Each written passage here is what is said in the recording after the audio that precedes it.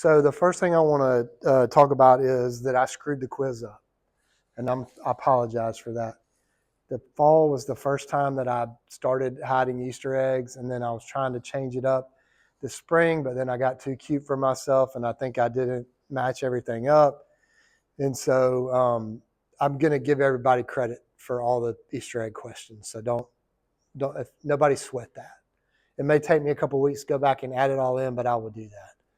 I promise I'm not trying to be tricky or not trying to do too much. I just want y'all to read and I want y'all to learn business law. But if that gets in the way of what we're trying to do, I'll stop doing it. We'll just see. But I apologize for that. So nobody sweat their quiz. I will give you points for all of the Easter egg questions, whether you got them right or not. All right. If we don't have any other questions. So here's where we are, what we're going to do. We're going to study tort law for this unit that will be today, no class Friday, and 2 classes next week. So this is going to be a 2-week unit, just like last unit was. You will not have a quiz due this coming Monday. We'll have 1 quiz for the whole unit. It'll be due on February 23rd. So you're pretty good for this week. Nothing to worry about for this week. I'm going to lecture on intentional torts today. Next Tuesday, we're going to talk about unintentional torts, which is negligence. And then Thursday will be our discussion day for this unit. Then you'll have a quiz due on the 23rd. Any questions on that? All right, so again, no class Thursday and nothing really you need to be doing for this week other than just doing your reading. All right, so I'm always glad when we get to this part of the course because we get to start talking about different areas of the law. Up until now, it's been kind of foundational and background, and we talked about the career prep. And now we get to spend our units talking about different areas of the law. The first area that we're going to get into this unit is tort law. So tort, T-O-R-T, is a weird word. It's not one that we use in casual conversation very often. It may not be one that you're familiar with. But in the legal world, the word tort means a wrong against another person or against another person's property. Excuse me. Tort law is civil law. So remember how we divided up the law between criminal law and civil law? Tort law falls squarely under civil law. The purpose of tort law is to allow private citizens to sue each other to recover for damages that they've incurred by somebody else's actions. Okay? Contrast that with criminal law for a second. The purpose of criminal law is to uphold order in society, to punish people who violate our societal expectations and rules, to deter people from committing crimes in the future, to protect the public safety. Tort law, on the other hand, is all about getting the person who got injured paid for their injury. Now, I told you a couple weeks ago that the same act or acts can result in criminal liability, but also in civil liability. This is where that comes in under tort law. All right, so I punched Lockett in the face during class. He calls law enforcement. They might arrest me and charge me with a crime. But I might do damage to his teeth that requires some specialized dental surgery that he wants to be paid for. He also may have some pain and suffering that he wants to be compensated for. Those are not things necessarily that the criminal case is designed to compensate him for. That's the whole purpose of tort law. So in tort law, one of the main components is this idea of damages.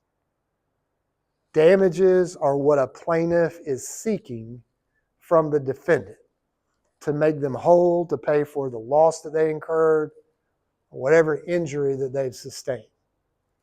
We break damages up into compensatory damages and punitive damages.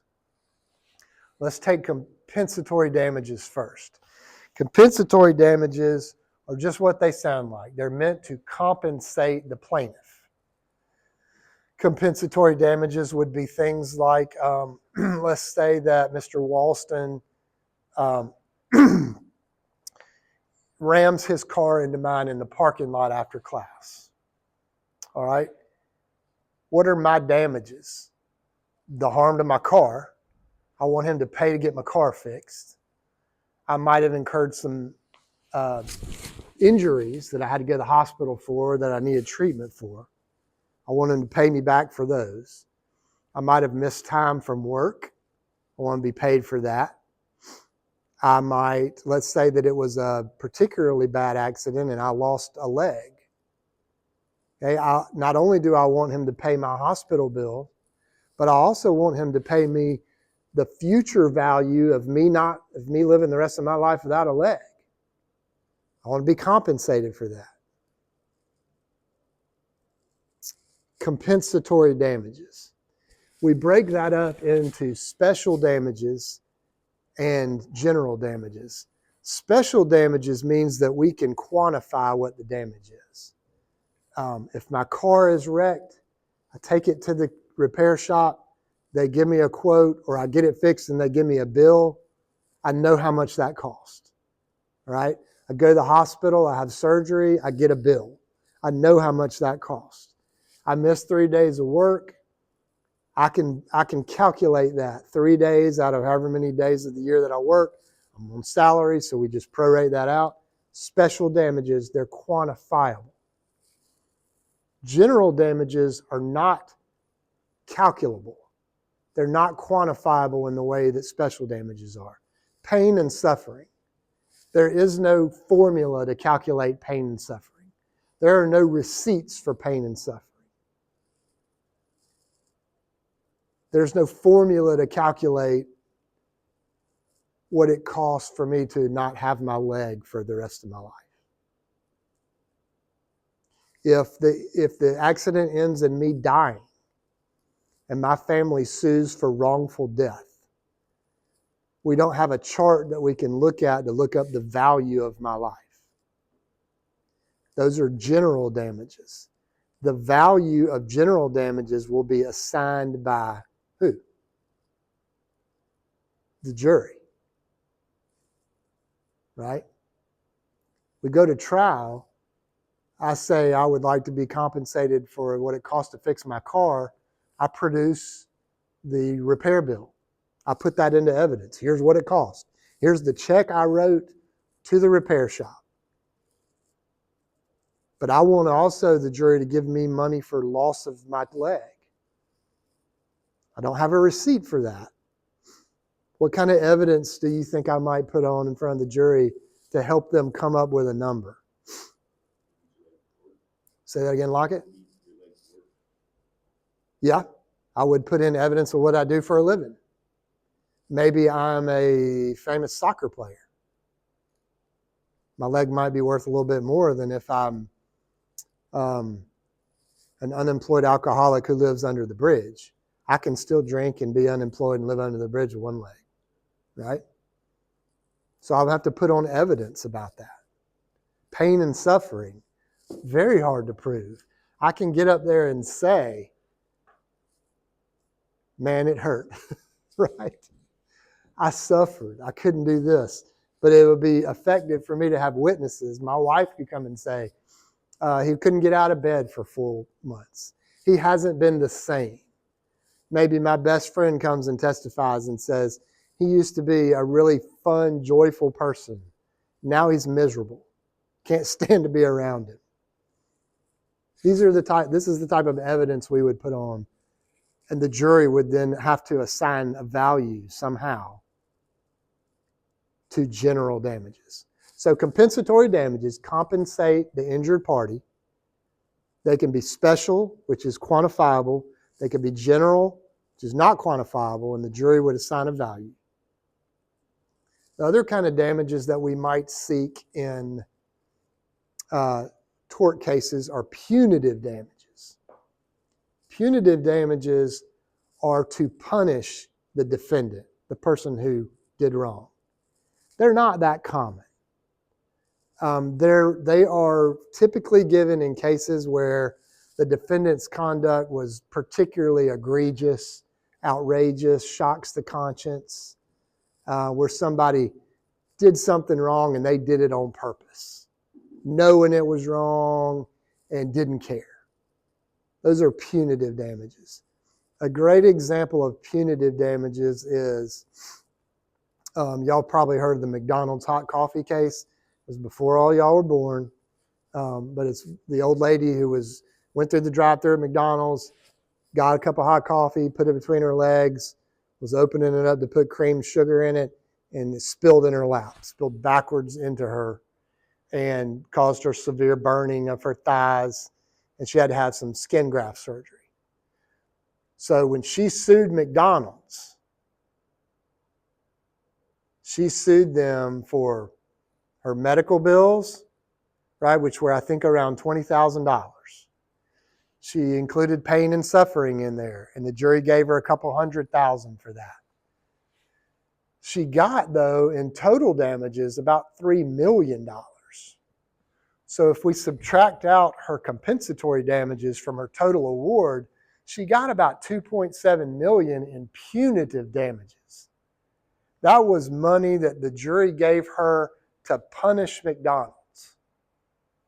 The reason that they did that was that evidence came out during the trial that McDonald's knew the coffee was that hot. They wanted it to be that hot. They knew that it would burn people. They had several other complaints over the years about people being burned by the coffee, that their executives discussed it and decided that it was better for the bottom line to just keep the coffee that hot and have a couple lawsuits here and there. They make more money keeping the coffee hot than they do if they have to pay out some awards in lawsuits. Some of their witnesses at trial were really arrogant, acted like they didn't care that much, rubbed the jury the wrong way. So they ended up saying, okay, well, yeah, she needs to be compensated $300,000 for her compensatory damages, but we're gonna jack you up for $2.7 million in punitive damages, McDonald's. That's how that award got so high. Why would a jury, what purpose does a large punitive damage award serve if it's not compensating the victim? She didn't need the 2.7 because she got the 300,000 to cover her damage, her loss. So what purpose does it serve to ding McDonald's for another 2.7? Do I have any ideas on that? Who said go, Olivia?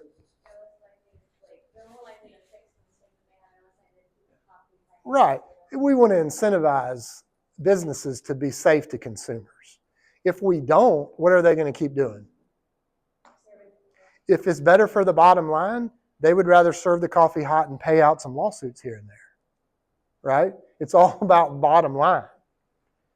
By giving large punitive damage awards, we can hit a company where it hurts. We can maybe make their thought process and their behavior different if all of a sudden it's going to be bad for the bottom line. That is one of the main purposes of punitive damages. In tort law, we might have some acts that constitute torts that we could sue for, but if we haven't really incurred any damages, a plaintiff is not going to go through the trouble of suing.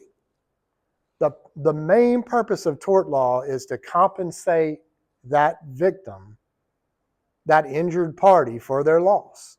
If I take a swing at Hackett and miss, there's some torts that he could sue me for. Assault is one of them. We're going to talk about that in a minute. But if I didn't hit him and he didn't really suffer any loss, is he likely to go to court and sue me for assault? No, because the purpose of that case is to compensate him for his loss. If he shows up to court and's like, Tebow took a swing at me, and I can show you how that meets the definition of assault, the jury would say, okay, we find Tebow liable for assault, but we don't award you any damages because you don't have any loss to compensate. So tort law is much, much more about victims, injured parties getting paid. Criminal law is more about punishing the people who do wrong and deterring people from committing those crimes in the future and keeping an orderly society. Society cares if I violently assault Mr. Lockett. We as a society we don't want that behavior to be tolerated. The government is going to prosecute me for that crime. If I hit Lockett in the face and he has some bruising and law enforcement's not going to charge me with anything, it's up to him whether he wants to sue me for any damages. Society doesn't really care. They don't have an interest in him getting made whole or paid for his injuries. He's got an interest in that. Criminal law is protecting society's interest. Civil law, tort law, is protecting our individual interests. Does that make sense? All right. So lots of crimes have twins in tort law. They just have different names. Sometimes they have the same name. Murder in criminal law is murder. The tort equivalent of murder is wrongful death. If someone kills me, I'm pretty sure law enforcement is going to be interested in charging that person with a crime. But my family is going to be interested in suing that person for wrongful death to compensate my family for the value of my loss of life. So today we're going to look at intentional torts, meaning that an essential element of every tort that we talk about today is intent. The actor intended to do the thing that he or she did. We measure intent by the act, not the result. All right? I take a swing at Lockett, but I miss him and ended up hitting Utah instead. My intent was to swing and hurt somebody. Just because I hurt the different person than I intended doesn't mean that I get out of the intentional tort. That's transferred intent. I intended to hit him, hit Utah. She can sue me for an intentional tort and saying that the intent was transferred from Lockett to her. There's a whole body of tort law that involves torts that don't require intent. That's next Tuesday's conversation. That's the tort of negligence. Those are accidents, carelessness. I back out of my parking space after class. I'm not looking. I hit Miss Jackson's car. I didn't intend to hit her car. There might not be intentional torts she can sue me for. That doesn't mean she can't recover. It just means she's got to pick a different tort, one that involves carelessness, accident, not intent. Everything we're talking about today requires intent. Intent is also measured by, when I say it's measured by the act and not the consequences, if I shoot Mr. Griffin in the foot, but he ends up dying, and his family sues me for the intentional tort, for a bunch of intentional torts, I can't say, well, I didn't intend to kill him. I only intended to shoot him in the foot. All right? The natural consequences of my actions, whatever natural consequences flow from my actions, that's my intent. I intended to shoot him. Is it a natural consequence that he might die? Yeah, that's right. So everything we talk about today is intent. The first category we're going to talk about is intentional torts against persons. I should probably say also at the beginning that we're only going to talk about a few torts today and next Tuesday. There are far more torts available than the ones we're going to talk about. We don't have a whole semester to talk about every tort. So the purpose is to introduce you to the basic idea of tort law, how some individual torts are defined, how that relates to the business world in some ways. But just know that these aren't all of them. Also know that a plaintiff is not limited to just suing for one tort. A plaintiff can sue for as many torts as they think the facts might satisfy. There was a student in my earlier class, and he shared the story, so I think I can say it, that he was with friends and they were stealing political signs, not stealing, they were going around pulling up signs that they didn't agree with, political yard signs. You know what I'm talking about. And they got one from this one person's house who happened to be coming down the road. That person chased them in their car, ran them off the road, pulled a gun on them, got them out of the car, made them put their hands on the car, told them they weren't going anywhere. And so that fact pattern could result in a whole bunch of different torts. Okay, that could be, we're going to talk about these, but assault, battery, false imprisonment, endangerment, there are a whole menu of torts that they could have sued for. If he came to me and said, hey, I need to hire you, I want to sue this person for under tort law. If I'm a good lawyer, I'm going to include as many torts as I can in my complaint, right? I'm going to throw out as much as I can ahead of time. It doesn't mean that I have to prove every one of them at trial. I could allege 5 torts, and maybe at trial we only proved 1. I can still recover for the one that we proved. I'm not recover for the others.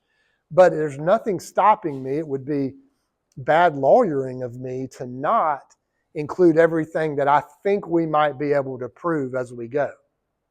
If other facts come up during discovery that might support an additional tort, I can amend my pleadings and add in another one. All right, so they're not exclusive to each other, and they're not exclusive to recovery. Specific torts then. Let's talk about assault for a second. We're all familiar with the term assault. Usually hear it with the term battery, assault and battery. When I hear assault, I think about somebody getting their ass beat, a bar fight or something like that. Pistol whipped or something like that. Assault actually does not require any physical touching. Assault is when one person's actions create a reasonable apprehension of fear in the other party. I pull a gun on Miss Jackson. I didn't shoot her, but if my pulling a gun on her made her fear for her safety or fear that I was going to shoot her, then she could sue me for the tort of assault. All assault requires is an intentional act that reasonably or creates a reasonable fear or apprehension of harm in the other party. That's assault. If Miss Jackson is walking out of class facing the door, doesn't know I'm behind her, and I hit her over the head with a crowbar, she sues me for assault, she's probably not going to be able to make out a case for assault. Because did I intentionally take a swing at her? Yes. But did my swinging at her create a reasonable fear or apprehension of harm? No, because she didn't see it coming. That doesn't mean that it's okay for me to do that. It just means that my conduct is a different tort than assault. It means that my conduct meets the definition of the tort of battery. Battery is the actual harmful, unwanted contact from one to another. So if I take a swing at Lockett and he sees it coming and I miss him, that's assault, but not battery. If I take a swing at Lockett, he sees it coming, and I connect, that's assault and battery. If I take a swing at Lockett and he didn't see it coming, and I connect, that's not assault, but battery. You may be thinking, well, what does this have to do with business world? We have to be careful of any touching that we do to another. If somebody's in my store or somebody's in my office and I want them out and I grab them by the arm and I drag them out of my office, that might be assault, might be battery. I might be justified. It doesn't mean that I'm going down and I have to pay a lot of money for this. I'm just saying that might be enough for the victim to state a claim to sue me for. It doesn't mean they win. If I'm in a store and I think that somebody shoplifted and I grab them by the arm, that might be assault and battery. Our actions could qualify as those things even though they're not the traditional form of violence that we associate with assault and battery. I read an article about a high school player who peed in the other team's Gatorade bucket. Okay? And they sued him for the tort of battery. Unwanted physical contact, right? If they drank his urine, that is unwanted physical contact that he caused them. It's not battery in the traditional sense of fist meeting skin, but he did cause harmful, unwanted contact to that person's body. Assault and battery. It goes beyond just getting your ass kicked. All right. The next one I want to talk about is false imprisonment. False imprisonment happens when we restrain someone against their will. It could be through force, or it could be through the use of force. I could tie Mr. Griffin to that chair and leave him here overnight. False imprisonment, because he can't get out of here. I could hold a gun up and say, nobody's leaving the classroom. And we all sit here for 5 hours. You guys I've not physically restrained you, but if I say anybody that gets up gets capped, is anybody getting up? Probably not. Somebody wants to play hero. That could be false imprisonment as well. Comes up in the business context in like if I lock somebody in my office, if I think somebody shoplifted and I lock them in a closet. Store owners are allowed to detain people reasonably for suspicion of shoplifting. It's a fine line on that. I'm not asking you to know where that line is drawn, but any sort of keeping someone, confining someone, limiting their freedom, their ability to move without their will could be false imprisonment. I might call up Lockett and say, don't leave your house. I got your house staked out. And if you set 1 foot outside, you're a dead man. Right? I'm not even in his presence. But I might have committed the tort of false imprisonment because I've limited his ability to leave through threats of force or force. I mean, if I go into his house and hold a gun to his head and said, you ain't going anywhere, that's pretty easy to see that's false imprisonment. The threats are where it gets a little bit harder to see. False imprisonment. The next one I want to talk about is intentional infliction of emotional distress. This is a really abstract tort, I would say. It does have application in the business world because a lot of people that can prove assault or battery or other underlying torts often throw in intentional infliction of emotional distress as a way of saying, not only did you do those torts, but it was also a tort for you to have caused me this much emotional harm. You did that intentionally.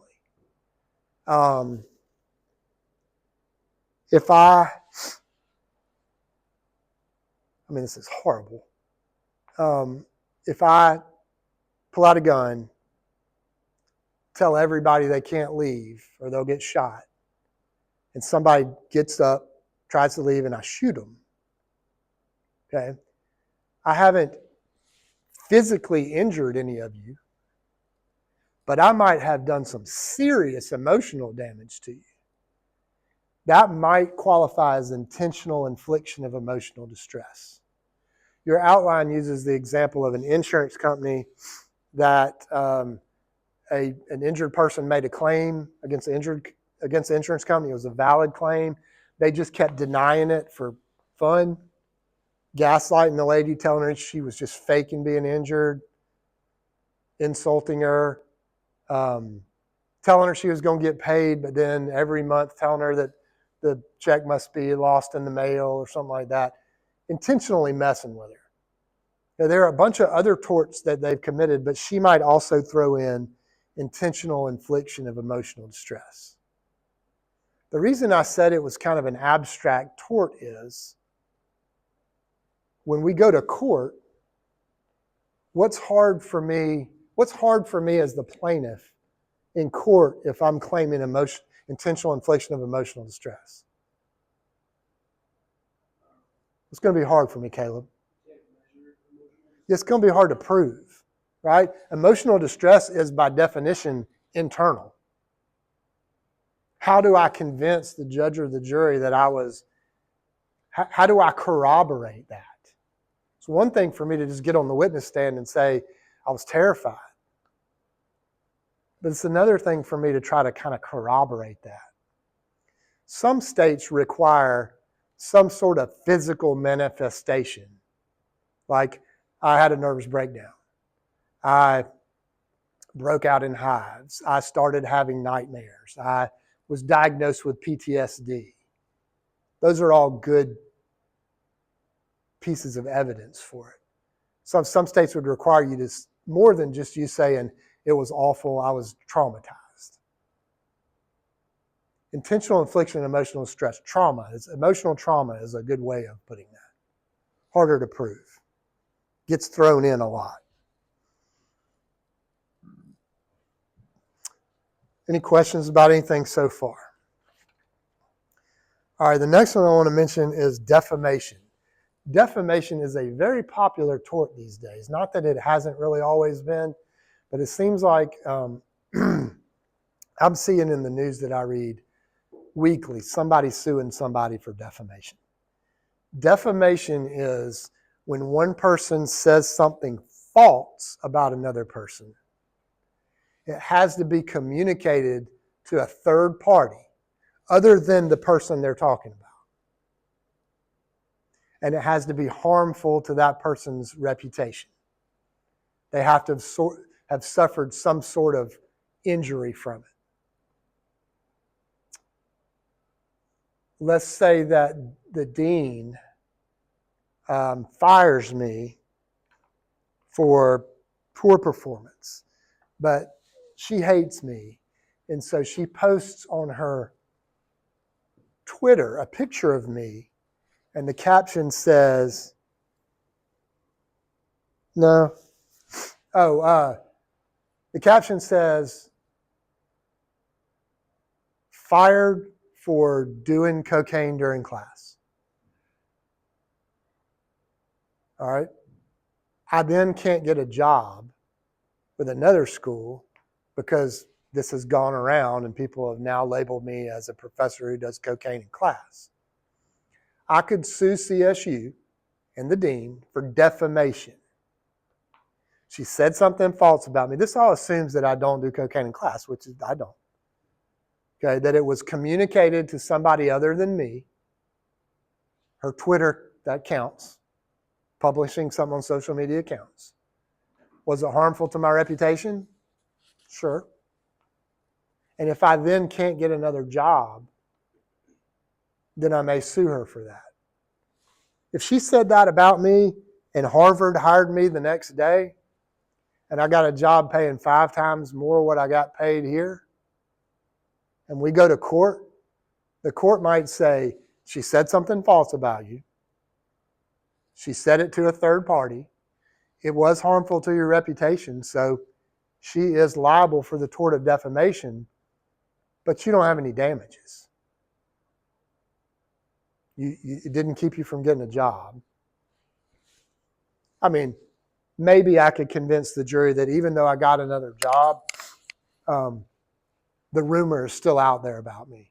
Every time I apply for another job or something, people are always going to remember that she said that. Maybe that it has tainted me or follows me around. That might be something the jury might pay me for. That's the tort of defamation. When you see the definition in your outline that says that it must be published to a third party, in legal terminology, published means communicated. It doesn't mean printed. We think of published meaning I put it in a book or I put it in the newspaper.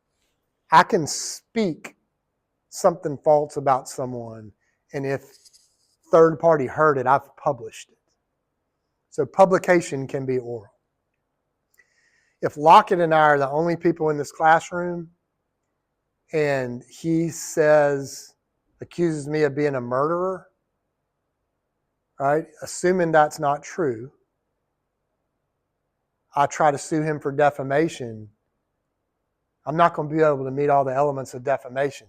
He said something false about me, check. Was it published to a third party? No. So my claim fails there. In tort law, you're going to have a definition of the tort, and then the conduct of the person is going to have to meet every element of that tort in order for you to recover or the jury to find the defendant liable for that tort. I want you to know that defamation can be done orally. We call that slander. It can be written or posted or electronically transmitted or done through a picture or a depiction or representation. We call that libel. Libel and slander are both defamation. They're just different types of it. And I do need you to know the difference in that. Libel is written defamation, published defamation. Slander is oral published defamation. That makes sense? I promise you that before this semester ends, you're going to see something on the news or in social media or whatever it is that you consume. You're going to see defamation. It seems like every time I turn around, somebody's suing somebody else for defamation. In Georgia, remember, of course we remember because it's all we've heard about since 2020, but the election fraud in Georgia. And remember Rudy Giuliani said that those 2 poll workers in Fulton County were doing something fraudulent with the votes. They sued him for defamation, and a jury awarded them a couple $1 million, I think, in damages, because they were able to prove that what he said wasn't true, that it was communicated to third parties, and that it was harmful to their reputation. There is a defense to defamation that gets the defendant off. What is it? In your notes. The truth, right. That's because one of the elements of defamation is a false statement. If the statement is true, then we cannot meet that element of the definition. We're allowed to say true things to anybody we want in whatever way we want. That's not defamation. Good, Mr. Griffin. All right, the next tort we want to talk about, I believe in your outline is invasion of privacy. Your outline kind of gives you 4 different flavors of invasion of privacy. Each of them are a tort. They just have a little bit different requirement. They fall under the umbrella of invasion of privacy. Back in the day, and when I say back in the day, I mean when I was young, invasion of privacy was like peeping Tom, looking through somebody's window.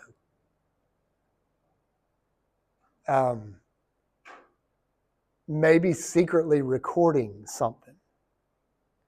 Today, invasion of privacy is a whole vast spectrum or scope of tort, right? We can invade somebody's privacy from our computer, from our device, without even being around them. We could hack into their email. We could hack into their social media. We can plant cameras places that we never could before. We can eavesdrop. Electronic surveillance that used to be like phone tap, like tapping somebody's phone. We don't really even do that anymore. So this tort has really evolved because technology has opened up a whole new way of invading people's privacy. Intrusion into an individual's affairs or seclusion. This is more what you think about when somebody invades your physical privacy. Going in somebody's home, illegally searching someone's backpack, eavesdropping, unauthorized scanning of a credit card. Those are all intrusion into an individual's or affairs or seclusion. The key to that is, what expectation of privacy do we have? Is it reasonable to expect that if I swipe my debit card in the gas pump, that somebody is not monitoring that or copying my card? That's a reasonable expectation. If I close my window blinds at night, is it reasonable that I would expect that somebody wouldn't be looking through my window? If I even if I don't lock the doors to my house, is it reasonable for me to expect somebody not to come in that's not invited or not welcome? Sure. Anywhere we have a reasonable expectation of privacy, if that's intruded upon without permission, that could be the invasion of privacy tort of intrusion. False light is a form of invasion of privacy, and that is when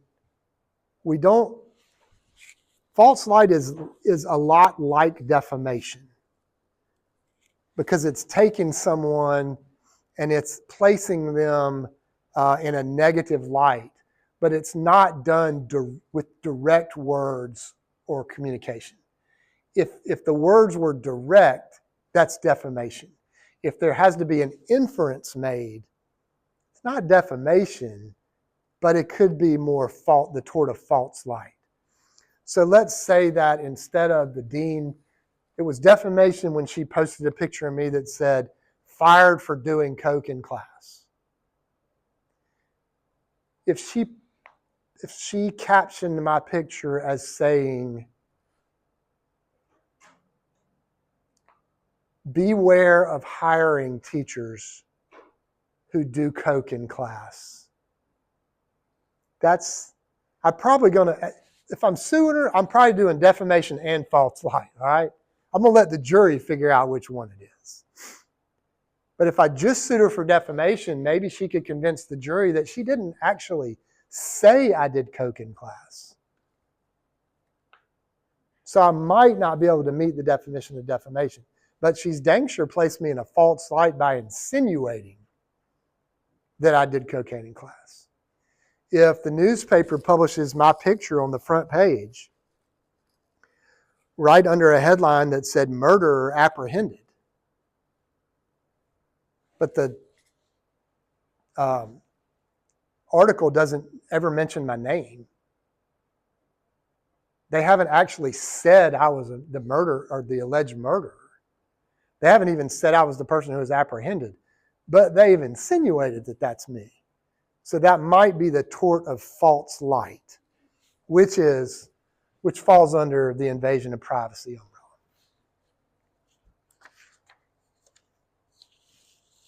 Public disclosure of private facts. If you know something about someone that's not public knowledge and you make it public, that's the tort of invasion of privacy. Public disclosure of private facts.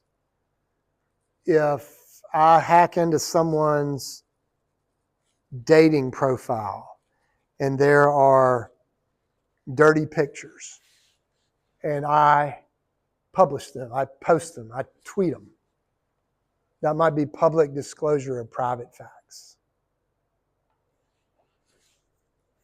If I place this actually happened in Columbus. If I place a camera in the bathroom of a restaurant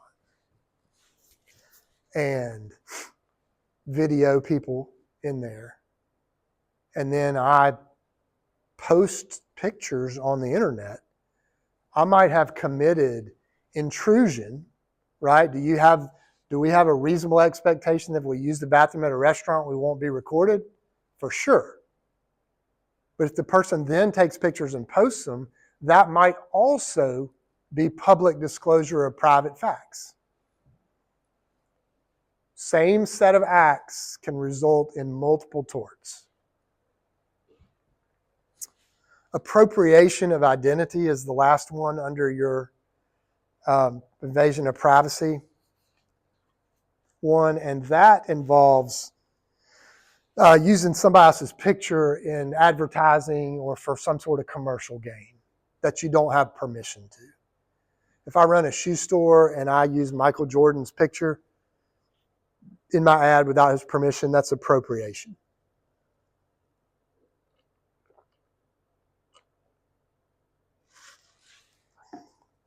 Sorry, I'm losing my voice this morning.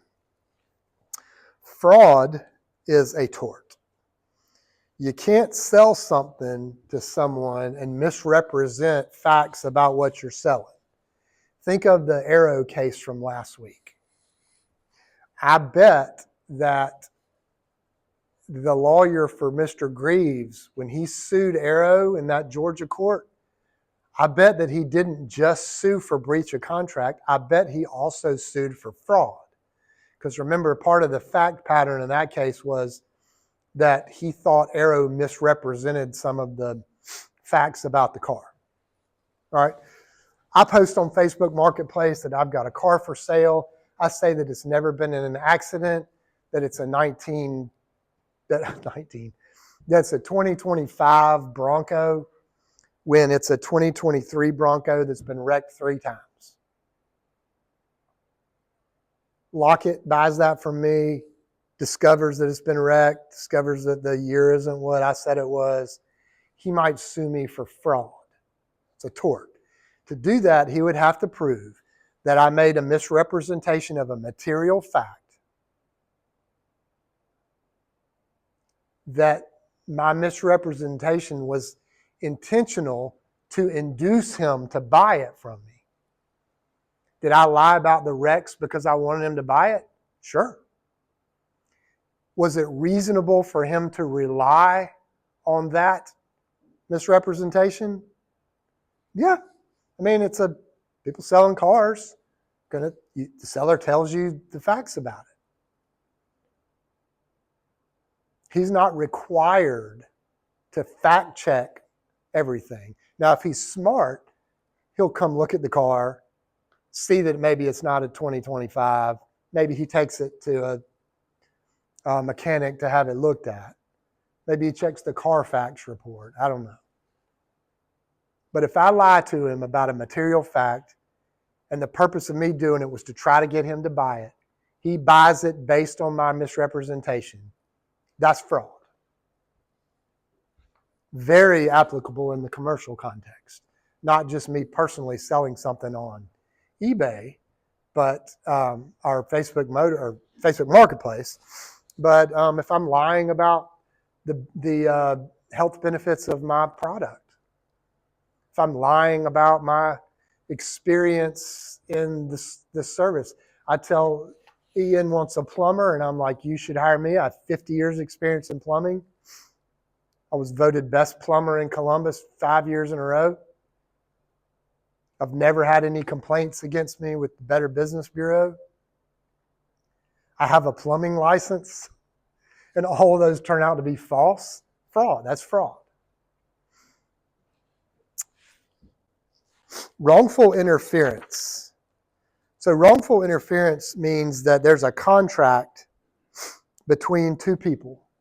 A third party knows about it, and the third party causes one of the parties to the contract to break it. Easiest example of this I can think of is I'm under contract with CSU to teach this semester.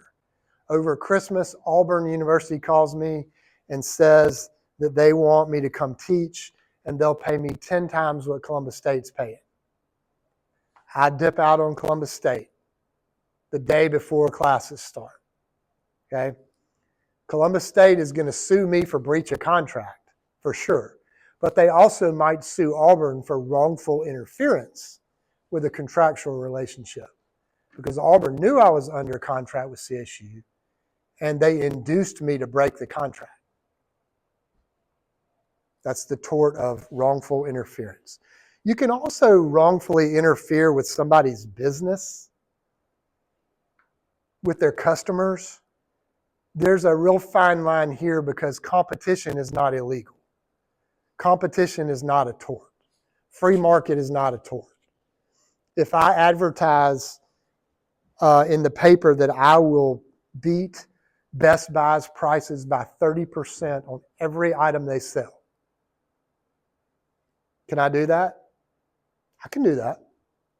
Can I go stand out in front of Best Buy and tell every customer that's about to walk in their doors that I own Circuit City and that we're selling everything we have for 30% off of Best Buy's price?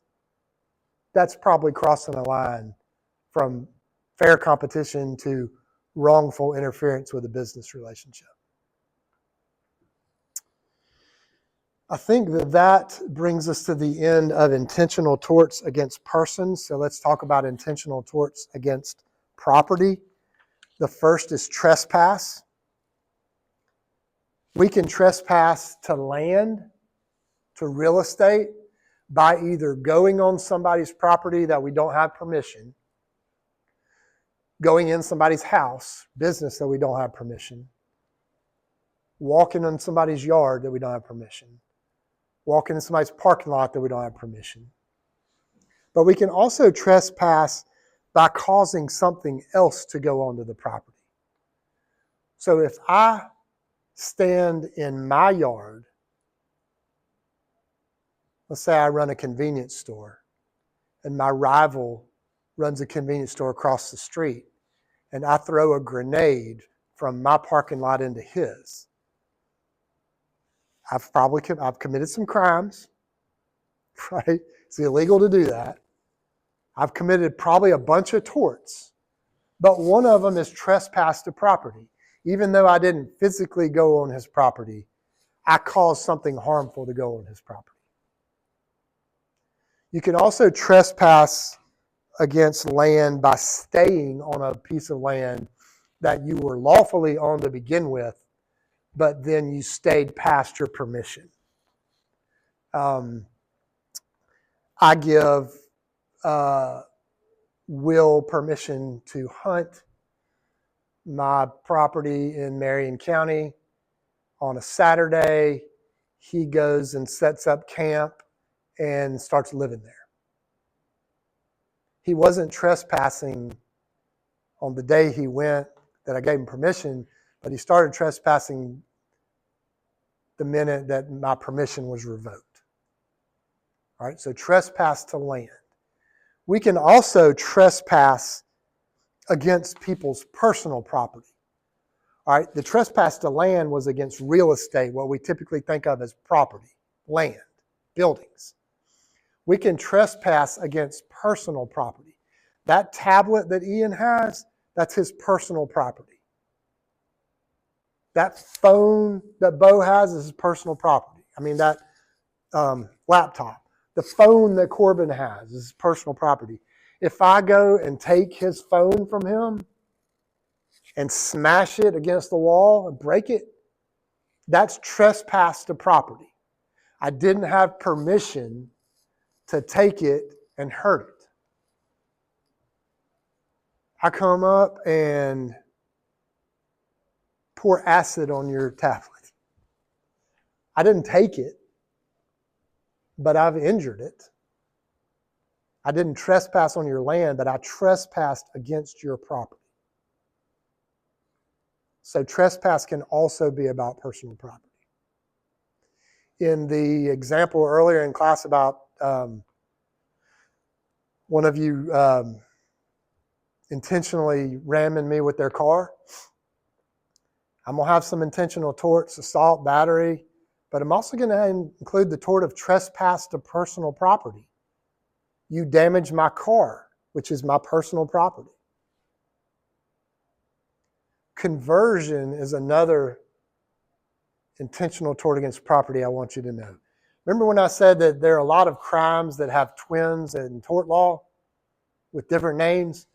Conversion is the twin of theft. Theft would be the crime of taking something that doesn't belong to you. Conversion is the tort of taking somebody else's property and depriving them of their ownership or use of it. If I know that Utah has a test coming up and I take her laptop right before the test so she can't take it, and I give it back to her after the test, is law enforcement going to be interested in coming and charging me with the crime of theft? Probably not. They got better things to do, no offense, right? But she might sue me for the tort of conversion because I took her laptop and deprived her of the use of it. She made a 0 on her test. She got some damages there, right? So conversion is the companion tort of the crime of theft. They don't have to be charged together. You can have one without the other. If I take Ian's backpack and leave, I've committed the tort of conversion. If I take Ian's tablet and break it, I've committed the tort of conversion and trespass to personal property. If I take his laptop but I don't injure it, harm it, that would be conversion, not trespass to personal property. Trespass is the harm to the property itself. I think there might be one more. There is disparagement of property. This is very much like defamation, but it's when somebody says something or publishes something false about a product or a thing. It's defamation if I say Caleb runs a food truck. It's defamation if I post on Twitter, Caleb serves chicken fingers made out of rat meat. All right, I've defamed him. I've said something false about him that injured his reputation. I've published it to a third party. But if I post on Twitter a picture of a basket of chicken tenders from Caleb's food truck with his name of his thing on there, and I say these chicken fingers were made of rat meat, I arguably have still defamed him, but it takes some inference. But I have defamed his product for sure. Did I say something false about his product that was harmful to him? What would the injury be? Lost profits, lost business, right? So we can defame a person. We can also defame a thing. That would be disparagement of property. Caleb.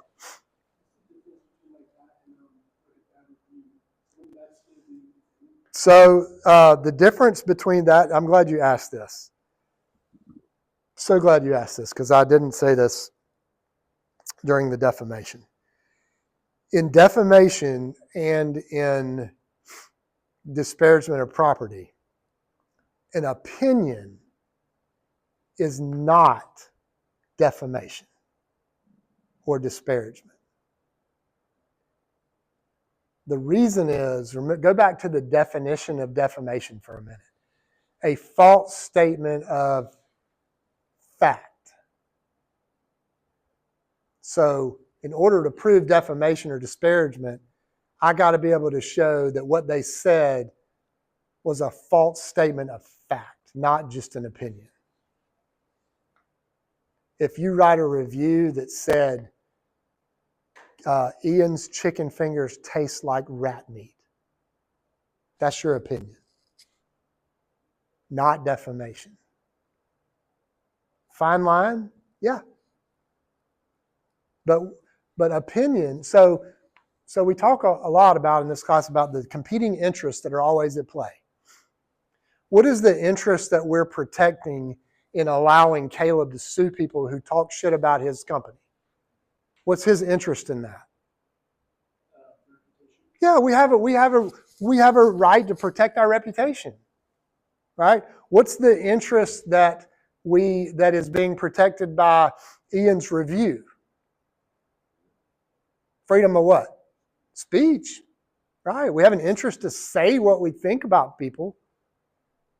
We don't have the right to say false things about people. We have an interest in not being smack talked. So those interests are balanced. We always have competing interests in some form or fashion.